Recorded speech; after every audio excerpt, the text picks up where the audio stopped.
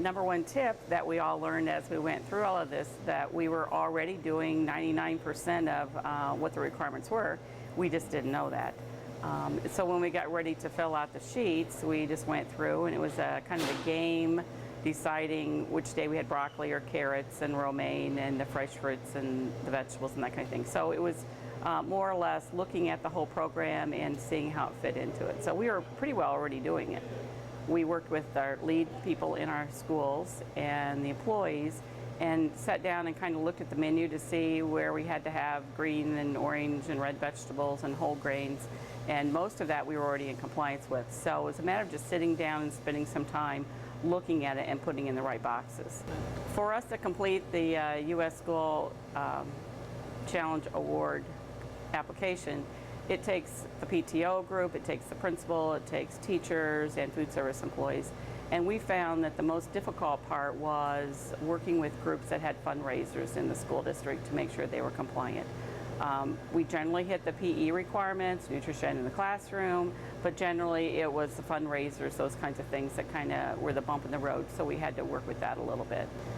The person that needs to really lead the application process probably would be your food service director. Because we usually do most of it, and it's basically on our back to make sure we're in compliance with all the food. So somebody has to be that leader, and generally it should be the food service director. We've actually had a staff meeting, so we pulled all of our staff together. We went through the Heathier US School Challenge guidelines in our staff meeting, so everybody knows what to expect. And we went through our production records as well, so everyone knows what they need to do on their production records.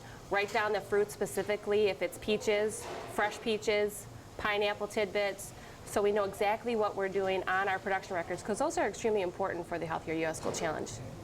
If you just do it little by little, it's a lot of paperwork, but maybe if you just do a little portion at a time, you'll eventually get there. Don't be afraid to make a mistake. Don't be afraid to try things. Listen to your employees. Okay. Be receptive of criticism. Accept the criticism for what it is. Empower your employees. These are not all my ideas, trust me. I'm not that smart, okay? But rather, I provided a lot of information and gave my employees, we have 100-some employees, a lot of information, and challenged them to challenge me. And it works. It works here. And my employees, like I say, they're learning more and more about the school lunch program and the importance of it and the nutrition part of it. And it's also spreading not only here, but it's also spreading to their homes.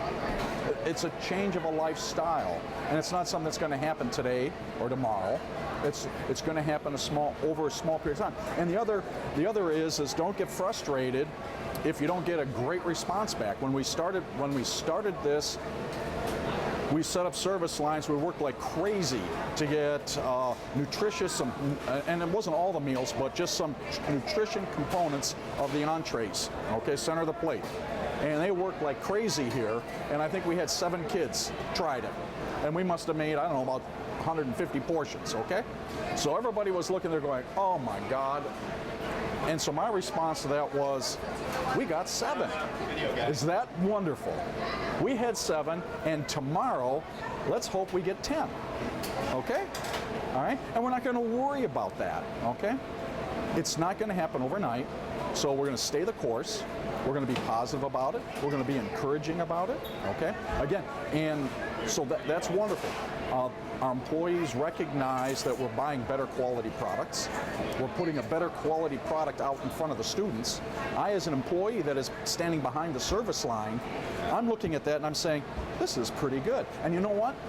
I feel good about this, and I feel good about what I'm doing, and I feel good like I'm making a difference, as opposed to it's the same old stuff here.